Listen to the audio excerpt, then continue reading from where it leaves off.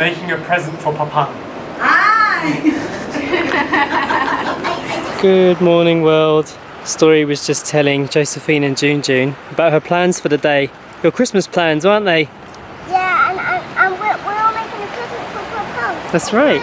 A stickman present. This is the first time in my life that I've started preparing for Christmas this early. Like still in, is it October now? Around September, October time. It's mad. I'd never even start thinking about it. I feel like we're getting into the Filipino mindset of beginning the preparations a long way back, and especially living on this island where things take a long time to arrive. But we decided this year that we're not going to buy any kind of Christmas tree. We're going to make one out of what we find on the beach, old bits of wood, stuff like that. Story, tell me about the Christmas present you were making for Papang. Stickman! A stickman? How did we make it? We make it out of sticks. Yeah, where did you find the sticks? Oh, from the beach. Yeah? And what do we need to finish it? It needs a new nose. Okay, it needs a new nose. So is that a good nose? Would that work? It's a little bit bendy. No, it's not the right shape. No. Alright, let's keep looking then. So in case anybody's getting confused, Papang is the father of our landlady, Ate Jane, who lives just next door. Look who's following our story. Blackie's here. Blackie, the dog that never lets us stroke him. Found a flower. It's very pretty, isn't it? Can't see like that. It's like a beach flower. Yeah, you can't see like that. It's beautiful. I will hold it behind my back as a present for Mum. Yeah? Yeah. You're gonna surprise Mum with it? Yeah, I'm gonna go to Mum. You're about to get a surprise. How's the Christmas tree hunt going? I'm not finding much today. No? No. That one looks alright. This is nice. We need how many pieces? 40? We need at least 20 more. Okay. So we've got 10 already. So we need to double, Yeah. triple our stick stock. Yep, pop it in there. Thank you. Coral fossil. A coral fossil? Yeah, look, brownie. Brownie's here too. Yeah. All the dogs are coming. Full disclosure, we didn't make a vlog yesterday because I had a secret mission actually. I was out trying to sort out Sacha's birthday gift. I'm doing something very, very unique. Something I've never ever done in my life. And I'm quite excited about it. But I'm also really struggling to keep the secret. Sacha and I spend all day, every day together, and we tell each other everything. So to keep something as big as what I'm doing for her a secret for over a month is going to be a very difficult thing for me to manage. Usually Sacha and I aren't very big on Christmas. We don't spend a lot of money, we don't do much. But I think something feels different this Christmas coming up because so much has happened in the world, and I think I've come to a realization that life can change so quickly and so dramatically that just this once I think I want to do something that I've never done before. What's that, a light bulb? Yeah. How on earth did that get in the sea? Not for the Christmas tree, but I can't find any driftwood, so Yeah. I'm just trash picking now. Let's pick up that rubbish while we're here. Might as well. Gross, isn't it? Yeah, that was really rolls. Shouldn't be in the sea, should it? No. You know, one thing that I have definitely noticed though is this island has a plastic bag ban, hasn't it? Yep. You never see plastic bags in the sea. No. So making that change at a government level has actually made a big difference to the island. You don't see anything like that. No, we never pick up plastic bags. No, shopping bags, you mean? Yeah, shopping bags, yeah, like the disposable single-use plastic bags. They're banned on the island, and therefore there are no plastic bags on the beach. So I mean, it goes to show, doesn't it? If they were to make everything biodegradable at a company level or corporate level, it would make a huge difference. So, you know, people like us wouldn't need to go out every day and pick stuff out of the sea. It would just not be there. Yeah, exactly. Last night we were watching the new David Attenborough documentary. We all had dinner and we watched it with Story. And it's actually very scary concepts when you watch it. The whole program follows the story of his life and how, as an explorer for 93 years, he's seen so much of the world changing. And it is crazy to think about how much damage humans have done to the world. And if we don't teach people like Story here how to look after the planet, then we might not have a planet left to live on. And it gives you a bit of an existential crisis when you watch it. And now that I'm older in life as well, I'm definitely seeing how important these things are, even to me.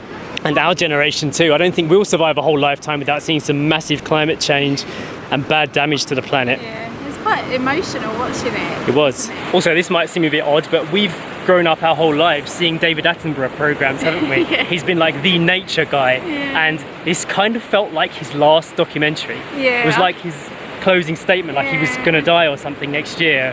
I hope it's not. Yeah, but it felt that way Yeah. watching it, and it's like it added to the sense that the world needs to heal. Yeah. And I think because we're going through this crisis at the moment where the pandemic has made everyone stop and think about life so much, that adds to it as well, that emotional impact. Maybe this is the world's way of cleansing itself of us, you know, if we don't make changes. Yeah. We definitely need to create more conscious individuals moving forward. And that's another reason why I don't want to be too wasteful this Christmas.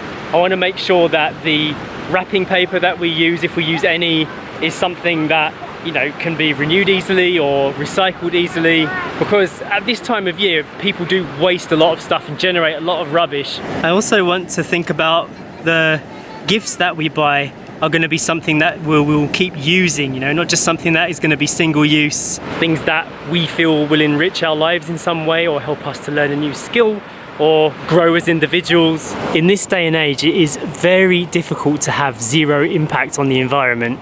And I do think that the whole zero waste movement can turn into an obsession because it's really difficult to be zero waste. I think it is important to not beat yourself up too much if you can't manage that. I don't feel like the world is currently set up for it, which makes it like you're going against the grain the whole time. And that can definitely feel exhausting too. So I don't think we're going to attempt to do a zero waste Christmas or anything like that, but I feel like we can make small changes, like instead of buying a plastic Christmas tree, we can try and make something out of the driftwood, and perhaps we can use fabric wrapping paper from old material. Top wrapping tip if you don't want to use plastic, sticky tape, and most wrapping papers can't actually be recycled because they've got like embossed paper and it's not a natural material, or they've got a coating or paint in it and stuff. So wrapping paper isn't actually eco-friendly even though it's paper. Yeah. So top tip for a wrapping solution if you don't want to use wrapping paper is to use a scarf or like a wrap, like a cloth wrap. Actually, we do that a lot, don't we? Yeah, We wrap up things in scarves and give them to Story, and she unfolds and them. your birthday present, I put it in a wicker basket and covered the top with like a sarong wrap, and it's really effective. And also you can also use it as an extra gift, so the recipient gets a scarf as well. You just tie it up with some ribbon, or you can just tie it up with the ends of the scarf. I saw on the Ate website where we got our soft furnishings made, they're selling old fabrics that you could use to wrap your presents in. The Story's already on her way home. There's definitely still quite a bit of rubbish coming up on the beach, but it's nothing like when we first got here. You remember how bad that was? Yeah, this whole stony section here was like littered. Really noticeable, wasn't it? Now it's not so noticeable. Would this work for the top part of a Christmas tree? Yeah, I think so. I just found a really small driftwood that could be one of the top ones. Yeah. It's a bit disappointed. I haven't found many driftwoods today. Well, they're like treasures, aren't they? We've got time though. Yeah. Well, we're slowly getting there, gathering our sticks. Nice and clear for me to see. It is, it's really pale, that one, isn't it? Yeah, let's put it in here now. Okay. Should we check on the termites? Yeah, the termites are here. Yeah? Or was it just their trails? Just their trails. We found this yesterday, didn't we, Story? Yeah, but they're not in here. No, I think they've already finished with this log. There's but so much for us to look at. Yeah, I know, there's so many termite trails. What are you doing? You sneaking up on Mum? This is what I do. Story says you have to put your fingers together like this and walk on your tiptoes to be an effective creeper. Come on, she's still not looking. I think you can make it. I think Sacha might have already detected us. I think she's just pretending. Sometimes you just have to play along. Mummy and Daddy are What do you mean? Yeah, should we show our collection? This is what we've got so far. Yeah. What's in your bag, Story? I think we'll be able to definitely make a mini tree. Yeah, we don't want it too big anyway. But I wanted like this size. I think this is a really good stick. If it was this wide and then it gets smaller as it goes up, That's the only one that actually looks like real driftwood. The rest are a bit bamboo-y. I've got one tree. Too small. No, it's on the top. So the idea is that you layer up sticks, logs, twigs, whatever, and you make a creation that looks like a Christmas tree. So you kind of layer it up. See? It gets all But- dirty, see? I'll wash it, don't worry. But what we haven't quite worked out yet is if we're going to need a central pole through the middle that the sticks lower down onto, or if just nailing each stick together will be enough. It's coming together. We need more though. Hey Story, can you show us Papang's present? Yeah. Money. This is what we made. We'll see if he stands. I think we need to cut down his feet to make him stand. Waving at me. Yeah, we made it look like he was waving. We even gave him a coconut hair, didn't we? Yeah. Now the only problem was the nose, wasn't it? It was a bit too loose. Yeah, look, it goes right out. Yeah, should we find a better nose? Yeah. This one's gross. Yeah, that's the one that's broken. Let's find a few different noses. What about from your new collection? Any of these will fit? How about this one? Let me see. It's a bit too long. Yeah? Well, we can cut them down. Does it fit in the hole though? How about this one? Let's see. Yeah? Too small, that The one. other way. It's like Pinocchio. Is that a good length? Yeah? What about here? Are you happy with that? There's some sawing taking place now. We're fixing Stickman. What are you doing? We're fixing Stickman. What? Fixing what? Fixing his nose. Ah, Stickman's new nose. Is it working? That's better. I didn't want to cut it clean off because it wouldn't look rustic, but that should fit now. How is this new nose? Does it fit? Yay! Who's that? Story, you had this idea all by yourself, didn't you, to make this? Yeah, he's jumping up and down. Yeah, and why did you want to make it? Because I thought it was a nicer decoration for him. For Papang? Yeah, for Oh. Papang. Or Pong. Oh, let's really- look it up now. Oh. Should we go and see if we can find Papang? Hey, Pong. Oh, wow, where did you go? He's over there by the house.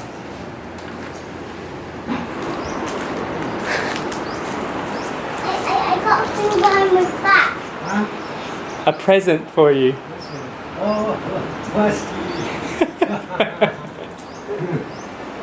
A decoration for your house. Oh, it looks good, doesn't it, Story? Or the other way around? Like that way around? Yeah? You like that? Yeah, it's like, Do you think Papang was happy? yeah, He looked like he enjoyed it. yeah. It's a lovely decoration for their house. Got a couple of nice pictures of Story with Papang there. A nice little memory for Story as well. She's going to look back over these pictures when she's older and be like, where was I? What country was I in? What do you think? No, a little bit too great. It's too grape. Yeah, Oh. that's not how Christmas tree works. Well, this is how our one's going to look. It's not finished yet anyway. How do you do it? Number one here, This one's pretty. all the way to the top. Okay, I think we got a bit ambitious. That Christmas tree project is going to take much longer than we thought, so we'll resume that later. We're going to do the shout outs instead, starting with a happy birthday to Sarah Isha, who is now 27 years old. You've got a message here from your mum. May God grant you favour and bless you with healthy, long, prosperous life. I bless you with wishes of lifelong friends, happy life, grateful heart, and more travels together. Love, Mummy. Hello, Sarah. I'm a rabbit. Boing, boing. Happy birthday, Sarah. Oh, is that a quiet rabbit happy birthday? Next, the birthday shout out's going to architect Dave Santos of Santa Cruz, Manila. Happy birthday, Dave. And that came from Maradem Bars Ikoe. You taking a little break between the shout outs? Yeah? I've managed to convince this rabbit here to do the next shout out. Happy birthday to Mary. Happy birthday to you.